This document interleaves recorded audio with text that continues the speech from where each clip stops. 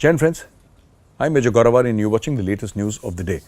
Now, Dominic Martin is a guy in Kerala who walks up to the police station one fine morning and he says, hey, I'm the guy, I'm the guy who blew up all these Christians.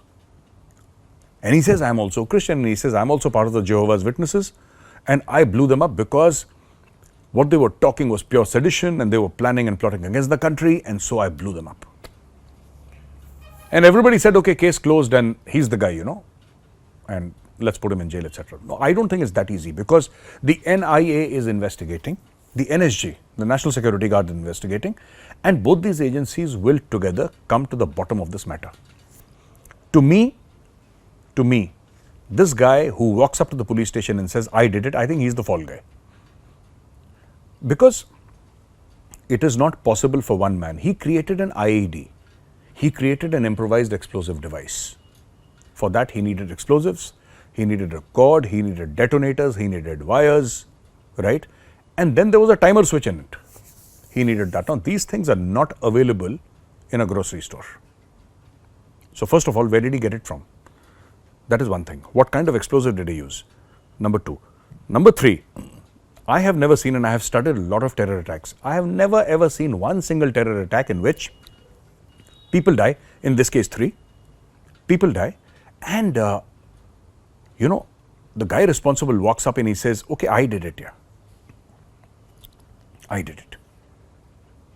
This is very strange. I've never seen. So, terror organizations or a person on behalf of a terror organization will take credit for a terror attack because that is how terrorists work. But an individual himself going, taking credit is one thing. Making a video and then walking into a police station and surrendering is another thing. This is just too easy. A blast occurs one day after, Solidarity Youth Movement. It is a youth wing of the Jamaat-e-Islami, and Shoaib is the president, and Shoaib invites a Hamas leader to talk to the local Muslim youth. It is a recorded video, but there are people gathered around and they are watching the Hamas leader, and they talk about how to destroy Hindutva, bulldozer Hindutva, that is the poster, and apartheid by Zionism. So all these things are there. And when Shoaib is asked by people that why did you invite a Hamas leader? He says, but Hamas has nothing to do with India. Hamas has nothing to do with India, and so we invited him. But I want to ask Shoaib, what do you have to do with Palestine? If Hamas has nothing to do with India, that's fine, that's true. But what do you have to do with Palestine? That's what I'm wondering. Kerala is such a beautiful place, such fantastic people, such achievers in Kerala. This guy Shoaib could not find a Malayali. You see, they are generals in the army, admirals in the navy, air marshals in the air force. Malayalis are scientists in ISRO, right? They are the top businessmen, top thinkers, leaders in terms of, culture, languages. Such a bright community. It's very easy to find heroes in Kerala.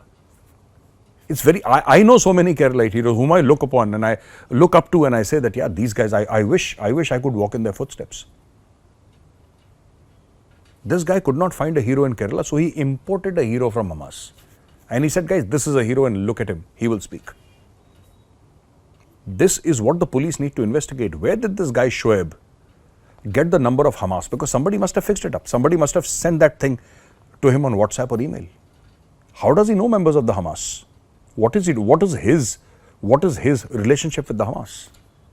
And why should people of Kerala, even if they are, you can call them misguided, unguided, super guided, I don't know what you want to call them.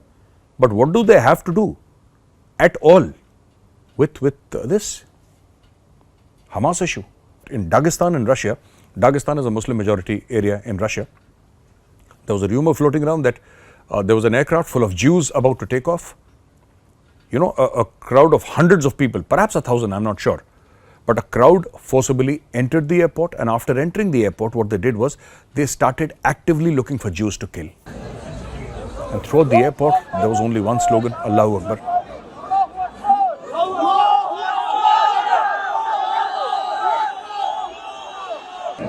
And they were looking for Jews to kill.